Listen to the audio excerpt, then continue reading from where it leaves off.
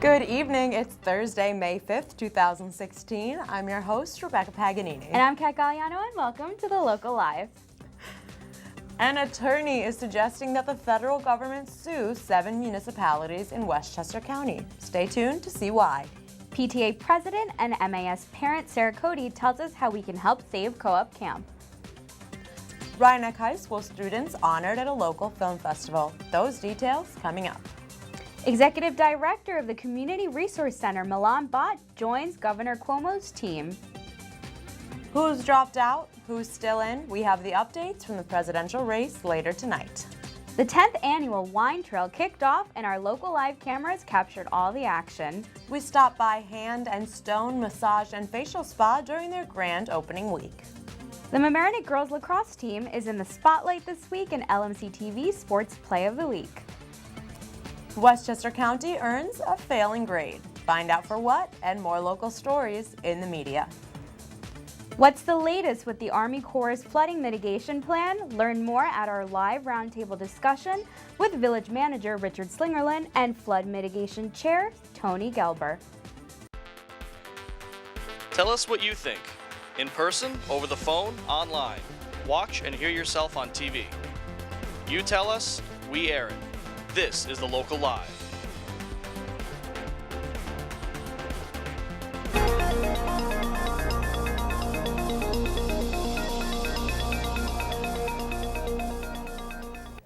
Seven Westchester municipalities, including Larchmont, should be sued by the federal government, said Attorney James Johnson in his report last week. Johnson is the monitor overseeing the implementation of a 2009 settlement between Westchester and an anti-discrimination group over affordable housing. Back then, Westchester County was sued for taking Department of Housing and Development block grants without spending it on fair and affordable housing. In the settlement, Westchester agreed to build 750 new units of affordable housing in areas that were shown to be primarily white in the 2010 census. Additionally, the county said that it would challenge municipal zoning laws, which may work to discourage low-income housing. Many communities, including the town of Mamaroneck, have fulfilled those duties, adopting an inclusionary model that requires that 10% of new developments including affordable housing. However, Johnson is saying that some other communities, including Larchmont, have not changed their zoning laws and must adopt this inclusionary model. Johnson and County Executive Rob Astorino have locked horns on the matter since Astorino's election in 2009. In a sit-down with LoHUD this past December, Astorino maintained his position that the county had no power over building permits and accused the Department of Housing and Development of holding, quote, a gun to their heads. Meanwhile, Johnson has accused Astorino of actively deceiving the public with claims that the project, which is planned to cost about over $15 million, could end up costing $1 billion. The momentum currently resides with the county after an appeals court ruling last year deemed the Department of Housing and Urban Development's withholding of funds without judicial oversight as illegal. Astorino was very pleased with the decision, stating that it proved there had been no wrongdoing by the county. The feds, including Cuomo, is making reference to the county as being segregated and discriminatory. And we have stood our ground all along that this is not what it's about. It's about local land use. Our zoning is not discriminatory, and our communities are not, and we're building affordable housing, and we'll continue to do that. But that just because HUD or the monitor or the governor says that Westchester is discriminatory and segregated doesn't mean it's true. Larchmont Mayor Lorraine Walsh did not comment on the issue, but we went to the streets of Larchmont to speak to some local residents about how affordable housing in the village really is. Do you believe that housing in Larchmont is affordable? No. Not really. Not for most. I just think the value of the homes is, I've been here 50 years, I've never seen anything like it. Houses that 5 years ago were going from 45 to 65 and now $1 million something. It's insanity. I heard a building song. On Wednesday, we met with Sarah Cody. She is the president of the PTA and one of the 3 MAS parents joining efforts with the school district and the whole community to save Co-op Camp. She explained to us that for the last 5 years, the district has struggled to come up with enough resources to keep offering co-op camp, a summer camp offered at Mamaroneck Avenue Elementary School for over 20 years. At the moment, Jonathan Sachs, Nicole Scheinelin, and Sarah Cody are looking to fundraise enough money to save co-op camp for this year, but their goal is to come up with a new model that will allow co-op camp to exist in the future. So this winter, it really looked like it was going to be difficult to keep camp in the budget, and a group of parents felt like it was important to find a way to help camp continue. And we were very lucky that there is a community member who actually was a camp counselor in the 1980s, a co-op camp counselor, who offered to provide a matching grant. So he's offered to provide $15,000 if the community can raise $15,000. Fundraising is ongoing. We have a website. It's www.coopcampmamaroneck.org. Our goal is to raise $30,000. But again, we have that matching grant, so we need to raise $15,000. But anything we raise above that will enable us to have a leg up on next year. One more thing I wanted to say is I just feel really strongly as a parent of my own kids. I'm very fortunate that I'm able to provide them wonderful, enriching, terrific summer experiences. And I feel like every kid in our district deserves that, and that no kid in our district should be spending their summer potentially without a camp experience, sitting at home with parents who are working or have other kinds of challenges. So I feel like for many of us parents who are lucky enough to be able to do that for our kids, we should help and do that for other kids in our district. It's good for those kids and it benefits our whole community. Last month, 8 Rhinebeck High School students were honored at the Future Film Festival, winning Best Comedy for their film Slasher Parole. The film festival, held annually at Pelham Picture House, celebrates high school student filmmakers from all over Westchester County. Among the 40 short films submitted in various categories like drama, documentary, and musical, Rhinebeck's film stood out. We want to congratulate Jake Fagan, Bria McLean, Davidson Mead, Gabriel Ajarm, Alyssa Luceno, Alyssa Rinaldi, Raven Parham, and Brian Cucchiaro on a job well done. We can't wait to see what you guys do next. Executive Director of the Community Resource Center, Milan Bhatt, will be leaving Mamaroneck and joining Governor Andrew Cuomo's team. He will be the new Assistant Deputy Labor. We wish Milan the best of luck on his future endeavors. And now on to some updates in the race for the White House. Republican presidential candidates Ted Cruz and John Kasich have officially dropped out of the race after suffering big losses in Indiana, leaving Donald Trump as a presumptive nominee. As for the Democratic primaries, presidential nominee Bernie Sanders led Hillary Clinton 53% to 47% in Indiana, giving his flagging campaign another reason to carry on to the Philadelphia convention, even though he has virtually no chance of overtaking Clinton's delegate count.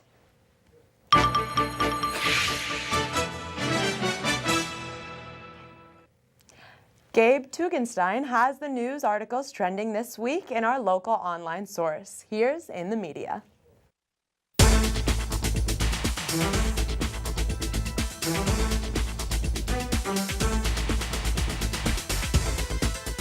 Westchester County has been given a grade of F for ozone pollution by the American Lung Association.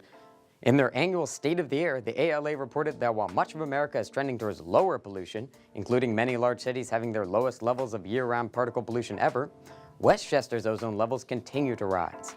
Check it out on the Larchmont Loop.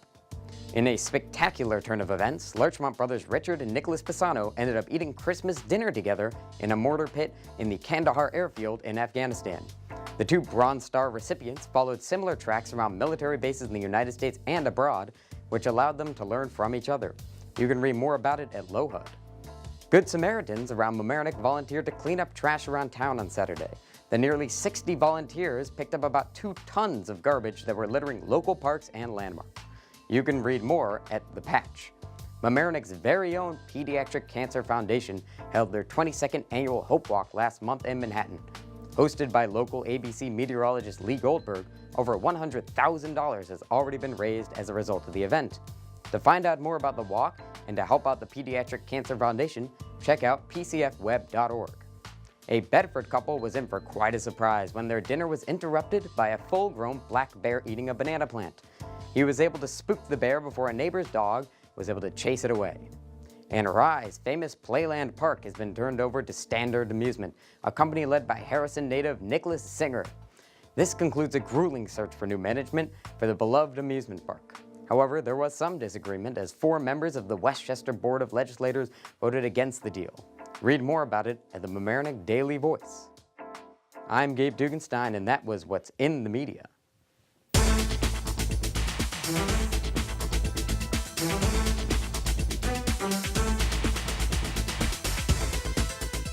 We have our local trivia question up next, and don't go anywhere because we'll be discussing the best flood mitigation plan options for the Village of Mamaroneck in our roundtable discussion.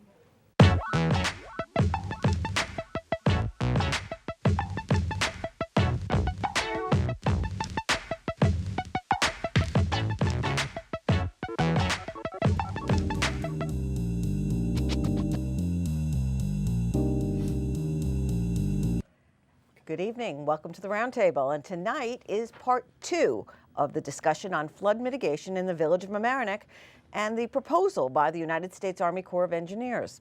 Our guest this evening will update us on where things stand, and they can also address your questions and comments. And as always, we want you to join the conversation. You can call us, send an email or a tweet. The contact information is on your screen. Joining us are Mamaroneck Village Manager Richard Slingerland and Tony Gelber, Chair of the Village's Flood Mitigation Advisory Committee. Gentlemen, thank you for joining us again. When we last spoke back in February, the Army Corps of Engineers was planning a public information session about its plan, and they were also going to seek public comment about it. That's all happened. So where are we now? Okay. We've gone through the process of the public information and comment period. We're still working with the Army Corps of Engineers, who will be submitting a package to the Department of State seeking a review on consistency, whether it's consistent with the Coastal Zone Management Program. So that has yet to start. Once that happens, the State Department of State will be the ones making the determination, but they'll be seeking comment from the Village Board and from the Harbor Coastal Commission. What is the role of the Village Board or any of its committees and the village itself? Well, there's a lot of different roles. Certainly, we're a project partner, although we didn't sign the contract with the Army Corps of Engineers or the state or the county. We're the ones who will receive the project. And I think everybody in the village should probably look at this to, A, we want the project, but B, how can it be adjusted, fine-tuned, amended, tweaked to fit the best interests of the entire Village of Mamaroneck as broadly as possible. Well, I guess what I'm really trying to find out is who makes the ultimate decision? The people who make the ultimate decision is going to be, I expect, the Village Board. And that's from the village standpoint. At the county level, they'll have before we get to the county and the state. County, state, and federal, they all have to approve the funding, too. Is the village's decision that it will approve its portion of the funding, or do they have to say, yes, state and Army Corps of Engineers, we want to go ahead? I'm not sure I understand the question. What is it that the Village Board will decide? Well, the village, at this point, right now, it's this stage of the process. There's design, which we're still in, and study, which we're still in. Design has not yet even happened. And then implementation. We're trying to finalize the study to move on to design. And that doesn't even address funding. So we're at the point of trying to work with the Army Corps. The board would make a recommendation, I think, as to whether they support or not the project. The Harbor Coastal Commission will be making the same assessment, both of which will go to the Department of State. But it's incremental steps over, I think, still a few more years. A few more years. Yes. Now, will there be more public hearings? Yes. We've been asking for public meetings with the Army Corps. They feel that, and they just informed me of this this week, they feel that the best time to make those public statements and comments and have that next public meeting is after they've reviewed the dozens of comments we got during the public comment period. So we gave them quite a voluminous amount of information for them to go through and review and then get back to us with answers. So they felt it would be best to have that public meeting after they're done with that. Now, you did mention the Harbor Coastal Zone Management Commission having a role with respect to consistency. Yes. I believe they came out with findings that there were some inconsistencies. So haven't they already done that job, or does it happen again? Well, I believe it would happen again. But again, our local decision or position would be recommendation to the state. And then the state would have to make some kind of recommendation back to the Army Corps. So again, we're in study phase, and we're hoping that the new information, the redirected application in terms of consistency for this infrastructure improvement project, focusing on the rivers and the streams and the flood remediation, will go through a positive, review and approval. Maura, we have two questions that came in already. From two questions from the same person. I'll ask the first. Great. Why is this is about the peer review report. The question is, why is the report not on the website? And given the strong concerns it raised regarding some of the data and assumptions used by the Army Corps, is it expected that they will be responding to these concerns and revising the plan significantly? Well, let me just interject for everyone. The plan is in this notebook. It is quite hefty. But I don't know if they're why don't you tell us where people can see the plan and where, if at all, they can see the peer review comments? Yes. The easiest way to find the plan and all of the supporting documentation is Google or some other search engine, finding Army Corps of Engineers flood remediation study for Mamaroneck. And it'll pop up the Army Corps website. It'll take you to the document that they have, as well as the presentations over the past 6 or 7 years. And I believe the peer review is on their website. If it's not, I will speak to them and ask them why not, and perhaps if they could repost it, because I think that's, But the place to look is not the Village of Mamaroneck website. Correct. Okay. There's hundreds of pages. I think it's about 700 or 800 page document just of the study alone. So because of the volume of the megabytes and the storage capacity, it's on the Army Corps. We just direct people there. Do you have a link to it on your website? Yeah. So someone could go to the website, to the village website, to link. Exactly right. To the. And the second part of that question, is it expected that they will be that the Corps will be responding to the concerns and revising the plan? Well, we certainly expect them to respond to all the concerns, and we would hope that they would, like I said, adjust, amend, revise the plan is within the parameters of meeting the economic development requirements and meeting the benefit cost ratio requirements to have the best plan that will suit the Mamaroneck community. The second question from this same viewer asks about a greener, more environmentally friendly plan. Is that hoped for? Well, absolutely. And it's interesting. I was just discussing with Tony. I have the 3 presentations that took place in 2010, 2014, and 2016. In those 3 presentations, there are different, if I can show you, there are different iterations that show the different stream alternatives that could be utilized. And certainly we would want ones that maximize the benefits of the environment that are out there. But there's some things that you have to keep in mind, and everybody has to keep in mind. In some areas, especially over next to the industrial zone, we have on one side of the river a building, and on the other side of the river a road. So in order to maintain both the river and the road, you're going to have a very tightly channeled river. But what we'll do is, and what we've talked to the Army Corps about, in those areas you'll continue to have the natural river bottom with earth on it, but you'll have precast, and we asked for them to consider form walls. So it'll look like stone, but it will be reinforced concrete, so it'll be a lot stronger and more able to withstand floods. We actually have a caller. Okay. So caller, you're on the air. Go ahead, please. Caller, are you there? Yes. We can't hear you, caller. Yes, I am here. Can you hear me now? We can, thank you. Go ahead, what did you have for us? My question is to Rich Slingerland. In the peer review report, which is listed on the village website for everyone to see, there are 26 comments for residents to review. It is a very damning report of the Army Corps' plan because the Army Corps is missing 50 years of data on the river flows, the river heights, and other great deal of information. Everyone needs to read this. But comment number 9 specifically relates to the temporary and permanent easements that people have not been notified about, which could be from 0 to 45 feet to support the wall that they may need to build depending on what is incurred when they start to dig.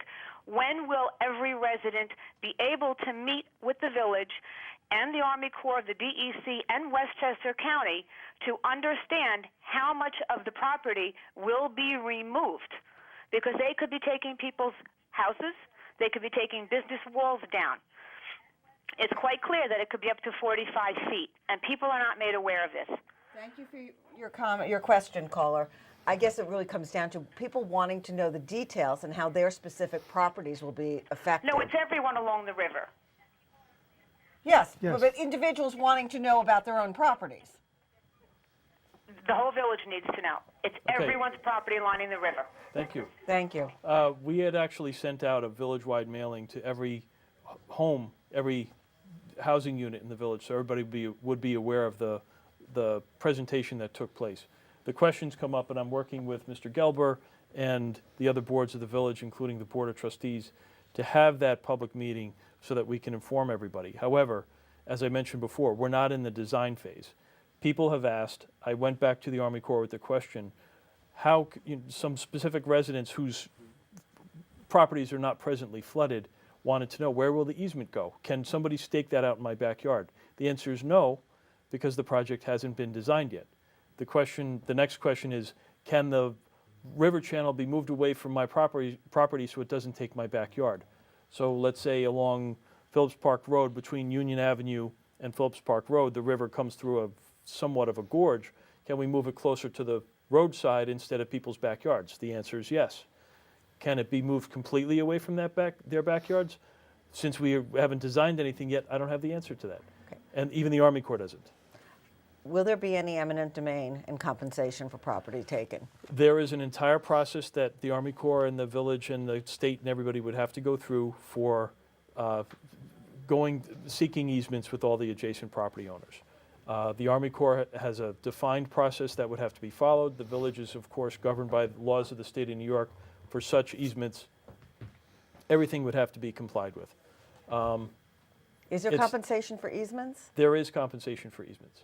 Okay, but someone may not want to lose their backyard. Is that a possibility? Well, it depends on how much of a backyard applies. So I don't. The answer is we don't know specifically, but we're going to do everything we can to work with the Army Corps to move it so that people's impact on their backyards is minimized. But I gather the only way, from what you said, is to get through the study process to find out the details of the plan. We're not going to be able to find that out in the study phase. Correct. Okay. Well, and then the other comment, and the Army Corps has discussed this several times in the 6 or 7 years of the study, there is no taking of buildings. There is no tearing down of buildings or eminent domain of buildings to take anything down. There's no plan to take anybody's house. So no one will lose their house. Nobody will lose their house. Nobody will lose their, where the place where they live.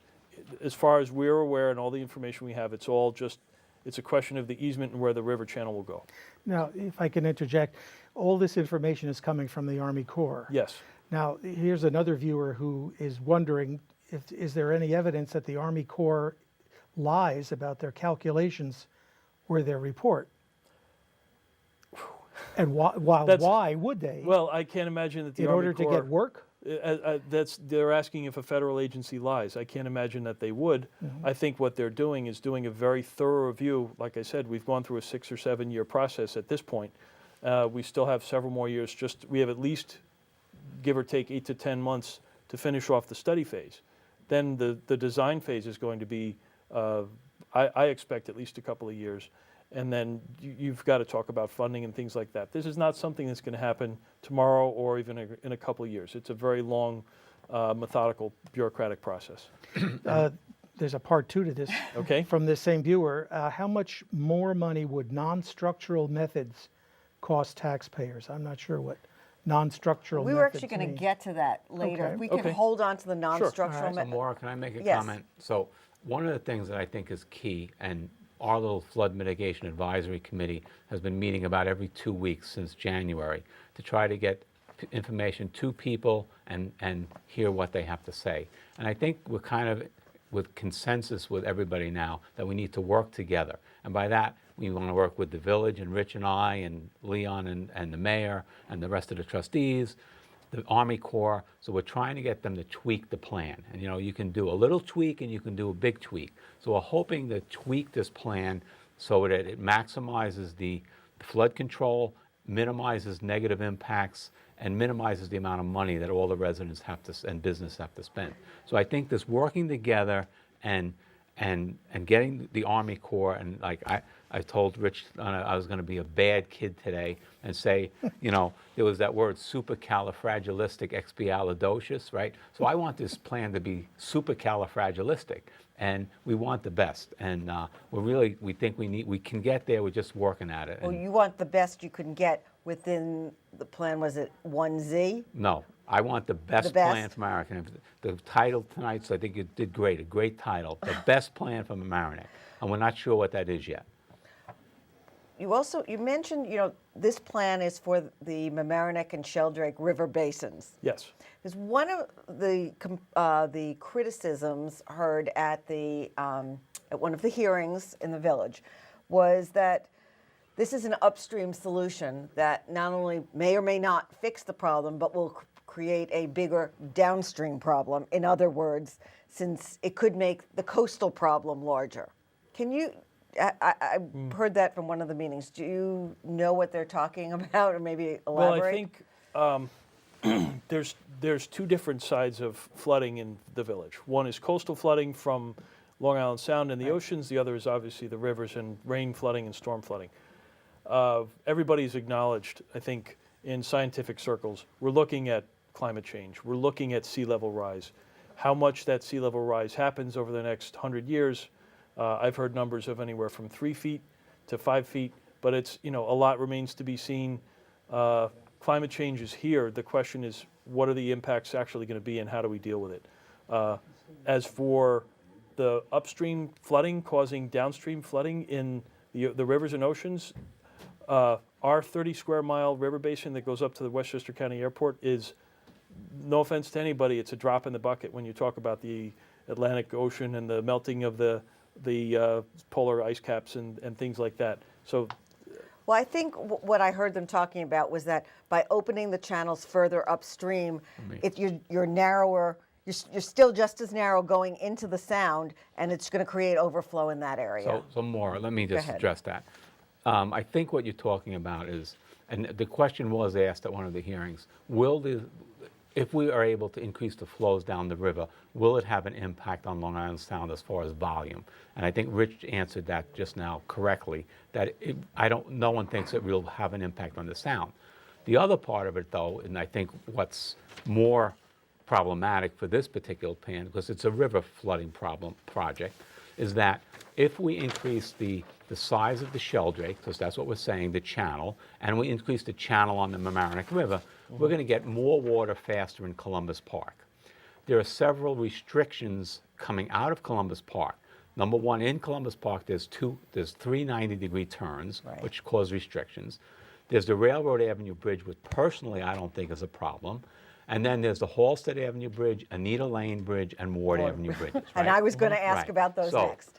Everyone's pretty clear that Halsted is a problem. And if you stand in the parking lot and look through the railroad tunnel, the railroad bridge, you're going to see a green beam there. That green, according to, you can go and my daughter can go, and you're going to see the green beam. You say, wow, this looks like a problem. So the next problem is Anita Lane. They have what they call a wing wall. At some point, I guess maybe to wing wall? What a is wing that? Wall, right? So the river's coming down, right? One of the walls comes in about 30 degrees. I don't know why they did that, but it restricts the flow by about 30%. So everybody thinks that wing wall has to go. So many of us think those two obstructions plus the 90 are the big problem. And so we're feeling that if we increase the flow, we have to deal with those obstructions. So we've had discussions with Rich, and Rich has brought this to the Army Corps, and our little committee submitted 6 pages of questions. One of them was, okay, how do we address this bottleneck, right? The analogy now, you make the bottle bigger. If you don't change the neck, you have more flooding. So this is a big tweak. We got to tweak. Well, that's this, what I was going to ask you, it has to do with those exact 4 bridges that I was going to ask you about. Yep. Okay. Somewhere I read about a diversion tunnel. Yes. What is that? Right. There's two different diversion tunnels that were considered. But let me just jump back to Tony's comment about the Halsted Avenue Bridge. The Army Corps has actually mentioned that below Halsted Avenue Bridge is one of the few places that would be channelized with a concrete bottom to speed the flow of the water. So they're going to channelize, my understanding is they're going to channelize under the Halsted Avenue Bridge and channelize down that area below the Halsted Avenue Bridge and then turn it into a smooth concrete surface so that the water goes faster and will drain quicker. This is all based on their calculations. So somebody, is this the right solution? This is what the Army Corps has studied and says will work. The other bridges you talked about. Is Halsted the one with the sewage pipe? No, that's Anita Lane and Valley Okay. Place. There's a 48-inch or maybe 54-inch county sewer trunk line that goes across Anita Lane and Valley Place Bridge. That has a center abutment, and it also has the wing wall that Tony mentioned. Right. Instead of having a funnel-shaped wing wall that's going to direct the flow into the river, like Tony said, it tilts the wrong way and sends the river in the wrong direction to have a correct flow. And we've asked the county for several years now, I think close to 4 or 5, to replace that wing wall and to remove the center abutment. And they've continued to reassure us that it's on their table, it's on their plan, but they haven't funded it yet. So the work hasn't been done. That's a county. That's a county Okay. bridge. Go ahead. No, Yes. talk about reassurance. Yep. I want to go back to one question that was asked 5 minutes ago. This is a viewer who wants some reassurance that people whose land is slated for easements, will they get personal notification via mail? And when do you think those notifications may be sent out? We're looking to get some of the information from the Army Corps, and then we're looking to schedule that public meeting with a venue location that's big enough to have everybody in. So whether it's broken up into do everybody at once and we have 250 people there, or maybe a couple of different meetings that people could choose one night or the other, but we are looking to have that meeting and get as much information out to those affected landowners as much as possible. But will they get a notification by mail as well? Yes. Okay. Walls versus berms or walkways, and I think maybe we start with what's a berm? A berm is a mound of earth. Oh. So, Okay. it's, if you go down, when they talked about New Orleans, a lot of those, the dikes or the levees, a berm is a small levee. Okay. So the consideration of does one want to use walls or do you want to use berms or walkways? It depends on how much room you have. So one of the areas that goes through Columbus Park, it's very wide. You have open parkland on both sides. You can use berms, or you can have what they call a trapezoid channel with sloped river walls. In other areas where you have a building on each side or a building in one side and a road on the other, and you have a tight channel to go through, you're going to have to put walls up. It depends. We will now get to the non-structural methods. All right, and we have another question that go came ahead. in. This is the same viewer who asked about the notification by email. He's got an issue. He says, why was it necessary to publicly disclose possible easements of property if it may not happen? Here's the gist of it. What do you tell a possible buyer of your home? Until we know for sure, those identified houses now have marketability issues. That's something that we've got to discuss with the Army Corps and get some answers to.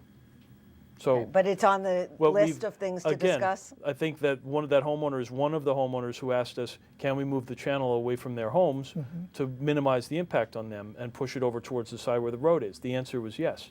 Can it completely eliminate impact on their property? In other words, let's say, will we need to reinforce a wall up to the edge of their property or something like that? Or will we still need to take some of their backyard? I don't know. I'm not sure if even the Army Corps knows.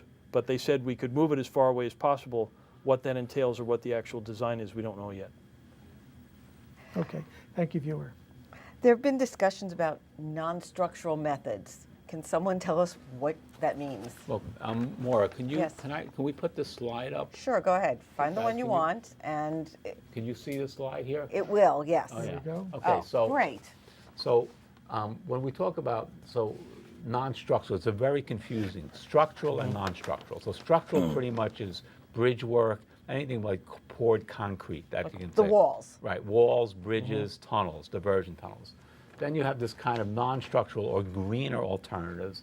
And what I have up here is if you go down Fenimore Road and then you go over the Sheldrake and make a right onto, is really a little base of park. And right now on the corner there, you have the Village Community Garden, right? Yep. And then if you keep going down, you have Bud Walker Park.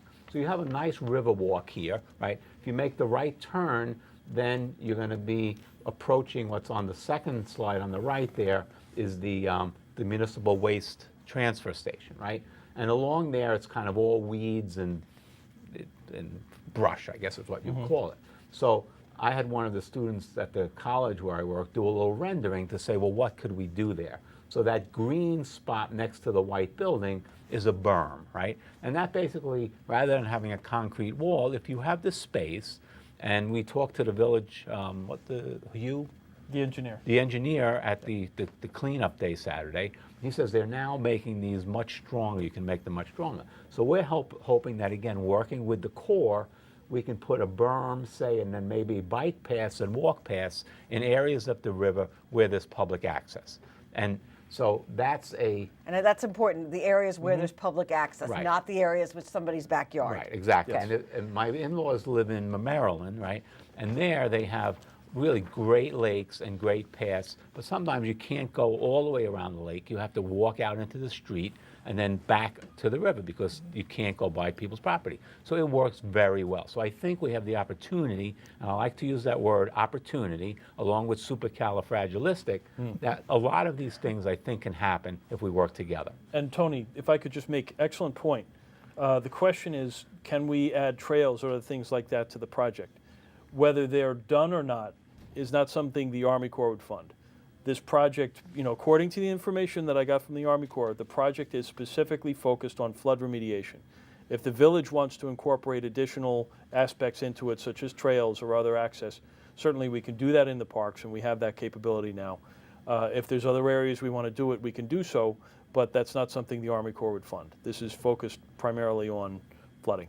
Okay. Do you know what the impact is on the local taxes? What it will be? There's a range of, I think I read 6 to 10 million that the village would have to spend. Oh, in terms of actual costs? Yeah. So let's say this right now is estimated to be a $72 million project. The village's share of that would be $6 to $10 million. The number we have right now is about 8, so we're using a range. It all depends. Right. And then if we wanted to do something green, Yes. we'd add to that. If we wanted to do trails, we could add to that. If we wanted to, a couple of bridges are slated for removal in Columbus Park, and we suggested something along the lines of a zero obstruction walkway that would go over the go over the river, and then people would still be able to walk across the river without any kind of flood obstruction. So things like that. And when you do a capital project, that's a capital project. When you Yes. do something like that, it doesn't mean that your taxes are going to soar. It's paid for over years, right? Yes, it'd be With a paid bond? for over 20 or 30 years, so the impact Bonded. bonded. Right now our interest rates are extremely low, so that's another incentive to do it now. Long-term rates that we've seen for long-term debt are 2 to 3%. So it's very beneficial to consider projects like these now because as much as the economy is poor, the loan and borrowing rates are extremely good too. And let's go with one thing. So there's a green technique that I call a structural green technique, right? And so if you look at, we talked a little bit before about the widening the bottle, right, in the bottleneck. Yes. One of the problems that everyone does, and I said this on our last show, I call us the New Orleans of Westchester County, right? Because that 24 square mile watershed all comes down to Mamaroneck. So I think that part of our job in overall is to work up county, right? And they have these things now called flood control gates, right? And there's one at the Larchmont Reservoir, Right. which we do use. So as part of an innovation kind of angle or tweaking part, I'd like to be able to say, let's look at areas that, for example, Westchester Joint Waterworks. Harbor Heights residents, I think, correctly believe that in smaller storms, that dam helps them, right? The village has said that it needs a lot of work, and so it's again going to cost money. So I think we need to look at some of these other options, and again, maybe the village has to pay for it, but I think they're worthy of further investigation. And we want to talk about some of these more innovative ideas. And Mike, you want to say this one? What's that? The fluvial geomorphology. No, you just said it. Thanks. Why don't you explain what that is? Well, even I, who know a little bit about flooding, quite frankly, never heard this term. And the village really, at the behest, I guess, of the HZCMC, whatever that committee is, I know them very well. I hired this Paul Rubin, right? And he came with fluvial geomorphology, right? So fluvial is flow, geo is the earth, morphology is change. So basically it's how rivers change the face of the earth, okay? So fluvial. So what does this have to do with flooding in Mamaroneck? Well, ironically, this is kind of the new technology out there, and it tends to talk about streams meandering, which is more of a countryside thing than an urban thing. And so there are places where it may apply in Mamaroneck, but one of the things is that the Army Corps helped develop this whole technology, right? And the second binder that I gave you is how to do fluvio-geomorphology pretty much by the Army Corps of Engineers. Right. So we're hoping that in the tweaking, we can get them to look at their own homework that they did about 10, 15 years ago. And if you look at that, there are sections in the village where, you know, if you're between two buildings, the river is not going to meander, so you might not work there. But you take this area where Bud Walker Park, maybe it'll work there. Columbus Park, really, the project that was done in Columbus Park about 15 years ago, if you look at, it's like a little bowl. So Columbus Park is really a fluvio-geomorphology project that was done 15 years ago, because the river in Columbus Park can escape its banks and fill a little bathtub. So it's a very good example. So we're hoping to take that example and use it in other places in the village and upstream. Fit and work, yeah. Yeah. Is there any role for newer technology or computer software in this? I have and Rich has, I haven't even talked to Rich about this, but we have the flood control gates, right? There's this company called, I think it's called like Rain Gauge. I have it on my phone, but I should. They have technology now, software, where what this guy invented was, he said if you have a pipe, right, I'm gonna put this down. You have like a 6-inch pipe, right? Engineers know a 6-inch pipe with a head pressure of 10 feet, whatever, will carry so many gallons per minute, right? It's standard. You get into a river and it looks kind of, how much, right? So what this guy said is that every river channel can take so much water. But what we don't do is that, let's say like I have a rain barrel in my backyard and it fills up, the rain starts filling up, right? So it could happen that when when you need the rain barrel the most, when you need the river the most, it's already full, right? So what this guy said is, wait a minute, let's put kind of these flood control gates, let's put valves, like the city is starting to do it on roofs. They have blue roofs where they store water. The valve stays open until there's a sensor on the river. When it hits a certain spot on the river, it says, wait a minute, we're getting ready to flood. Close the valves on all of Tony Gelber's rain barrels around Mamaroneck and in our reservoirs and stuff. So this is a whole very new technology. A lot of it's wireless. So Rich is going to be my buddy on every location. A new assignment here. So as we come to a close, what are the things the public needs or should be doing now, and dates that are coming up that we should know about? No specific dates. Okay. We are waiting for the Army Corps to submit the consistency application to the Department of State. That will kick off a 60-day time clock, and then they will ask the village for comment, and that'll come from the Board of Trustees and from the Harbor Coastal Commission. So roughly within the next week or two. Once that starts, that 60-day time clock should end roughly by the end of June. So we're really in what I call being in the chute, where we have a very short time frame. After that, within a month or two after the end of June, we're going to hopefully see all the answers from the Army Corps, and they've offered to have another public meeting to present all those answers to all the comments and everything that we've given to them. So over the next 3 to 4 months, we're going to have a lot of information. We're going to have at least 2 more public meetings, certainly one by the board, and then one with the Army Corps. And I say we have to work together. We have to think positive. We have to get the Corps to tweak this plan. Our next Flood Mitigation Advisory Committee is Tuesday the 24th. Are you inviting everyone? The whole village can show up. There we Rich go. will go nuts because they won't fit in. We'll put them out. Tony, I'll tell you right now, let's try to plan to get you a bigger room. All right. There you go. We'll do that right away. Okay. And then Rich and I discussed this, but we didn't conclude on what people should be doing. But at some point, we're going to want people to write to their congressman for funding, because this is all a wonderful thing. We don't have the money. We're not going anyplace. Exactly right. Okay, so. Well, just make sure that you include LMC-TV and the local live. We will keep you as informed. a vehicle to get the word out and keep people informed. You guys are the best. Judging from the questions and comments that have come in, we do have lots of viewers. Who do I talk to? Maura, thank you. Thank you, Rich, the village, the Maura, trustees, Mike, thank you. Exactly. and my Flood Mitigation Advisory Committee. They've been great. The HZCMC has been great. And really, the public has been great. They've been coming to the meetings, and I have to say, they've been civil. They haven't been throwing things at each other. And everybody's starting to realize that this is a complicated, if it was a perfect world, it's a very complicated situation. And then we have all these restraints, right? So it's not an easy thing to solve. We're going to try to tweak it to get the best plan, the supercalifragilistic plan for Mamaroneck. Okay. And well, I want to thank you. We want to thank you for joining us, Rich Slingerland, Tony Gelber. And of course, stay tuned for more community stories and the answer to the trivia question. Great. Thank you.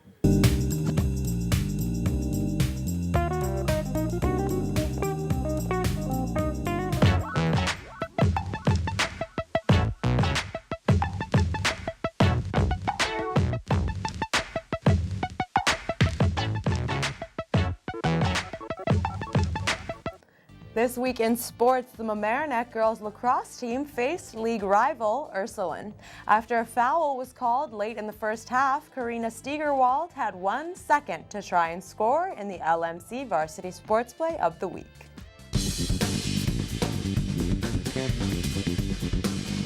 Where they need to be, 1 second on the clock. This will be the last play of the half. Tigers trying to go up by 4. Is it good? I think it was good. It's on the board, and it is good.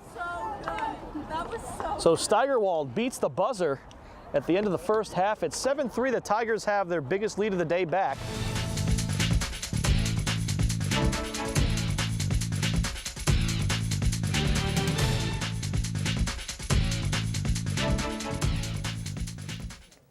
Despite the bad weather, the 10th annual wine trail kicked off, and our local live reporter Veronica Puma was on the scene.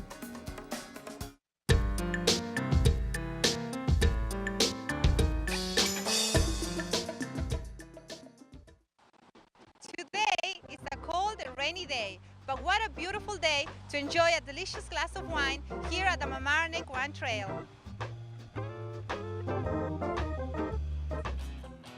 The chilly weather did not stop locals and neighbors from our surrounding communities to enjoy the much anticipated Taste of Mamaroneck Wine Trail, organized by the Mamaroneck Chamber of Commerce. There are various restaurants and places of business that participate in this, and what they do is they put their best foot forward. With so much to see and taste, we decided to discover the new business in our community.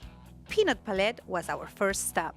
Got a great bar here on site, some great music, and it's for a good time. But what we normally do is we walk you through step by step how to paint a featured painting. The morning went on, we heard that Modern on the Rails was offering complimentary brunch, so we didn't think twice about it and signed up right away. It's been packed. I didn't think it was going to be so great, but we signed up with the Chamber of Commerce, and we've already had over 100 people. We really take pride in our wine list. We have over 80 bottles of wine here with a temperature-controlled wine cellar, but really my favorite is a Malbec. I'm really a fan of the Mendoza region in Argentina right now, and I'd say that's the one to try. We went to our next stop, the Good Shepherd Distillery right on Mount Pleasant Avenue, where we enjoyed some locally made vodka and brandy. We're Portchester residents. We're new business owners here in Mamaroneck. Today we put out some crudité for the public. We're Italians. We have wine and cheese and snacks everywhere we go. We're excited to be part of the community. At this point, we needed more food to keep going. So 360 American Grill and Smokehouse were our next stop. Today at the Wine Trail, we're offering wine. You know, we've got some nice, interesting choices here. We've got a variety of reds, we've got a variety of whites. People are liking the blends. Besides wine, we're offering a smoked in-house brisket. This is our 4th Wine Trail. We get more loyal customers through the wine trail than any other means of advertising. We're the Smokehouse Grill. We've been here about 6 months. We've had our location in New Rochelle for about 9 years. And so we're new to the village, and we're just excited to be part of the wine trail. We're offering 2 different dishes. We have our burnt end over mashed potatoes with a little bit of pickled red onions and some mixed cheese. Then we also have a brisket and cornbread bite, which is our smoked brisket over a slice of toasted cornbread with jalapenos.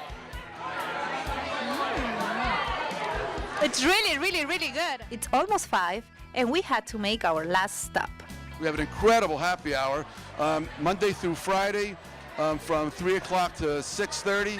All our craft beers are only $5. For the wine trail, everyone got a $5 card to return, a bounce back card. They got a choice of either any type of beer that they wanted. We gave them a Citizen, and also a flatbread. This was another successful year for the Mamaroneck Wine Trail. We were able to discover new local businesses around the area. We went from painting to drinking, from vodka to wine and brandy. We recommend all of you to support our local businesses. Are you in need of a last-minute Mother's Day gift? Well, look no further, because the answer is right on Mamaroneck Avenue. Kat Galliano visits Hand and Stone Massage and Facial Spa.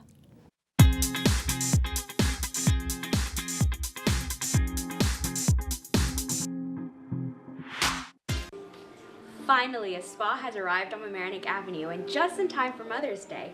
Today we're going to check it out, and hopefully we'll get lucky enough to try out some of their services. Hand and Stone Massage and Facial Spa has opened in the heart of Mamaroneck. It is hoping to provide their guests a journey into total relaxation and restoration with professional and specialized spa experiences for all. We spoke to owner Mike Corey as he highlights some of their most popular services. The great thing about Hand and Stone is we offer massage, facials, and hair removal. So we have our signature facial, our exceptional facials. We also do peels, microdermabrasion as well. And our customers can come in, take advantage of our great introductory offers, and then choose if they like to become a lifestyle program member with us. The spa is equipped with many rooms to accommodate guests wanting to spoil themselves alone or with a partner. They also have very affordable memberships for those of you looking to pamper yourself more often than not. Now, with all this talk of services, it was time to get in on the action. My esthetician Betsy was on hand to give us a taste of their signature facial. We definitely have recommendations for every skin types. It's just a matter of analyzing the skin and just kind of seeing the conditions of the skin. Now, what kind of specials will be available for Mother's Day? Mike lets us know. And we'd love to invite the community of Larchmont and Mamaroneck to come into Hand and Stone here on Mamaroneck Avenue. We have a number of different specials, and the main one being we're selling our spa gift card packages at $20 off for Mother's Day, and our regular gift cards also specific to certain treatments for $10 off. For those of you who want to de-stress your life and feel as rejuvenated as I feel right now thanks to Betsy, head over to the Hand and Stone Massage and Facial Spa. For the Local Live, I'm Kat Galliano.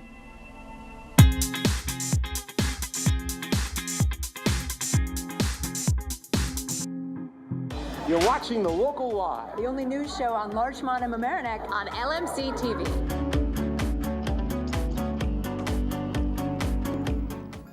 Toby is a three-year-old pit bull and a born snuggler. Toby loves to play fetch and is frequently seen romping around the play yard with his dog friend Nori. He likes nothing better than to be close to you, and at times he thinks he's a lap dog.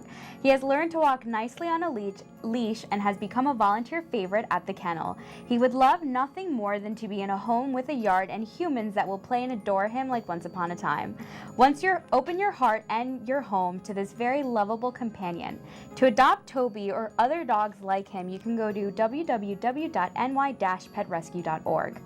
And remember, if you'd like to keep us on the air, support our program by checking out our website at www.lmctv.org. We really appreciate any contribution. We are always welcoming new interns and volunteers, so send your emails to thelocallive@lmctv.org and join us. We love hearing from you. Thank you so much for watching this episode of The Local Live. I'm Kat Galliano. And I'm Rebecca Paganini. See you next week for another episode of The Local Live. Goodbye.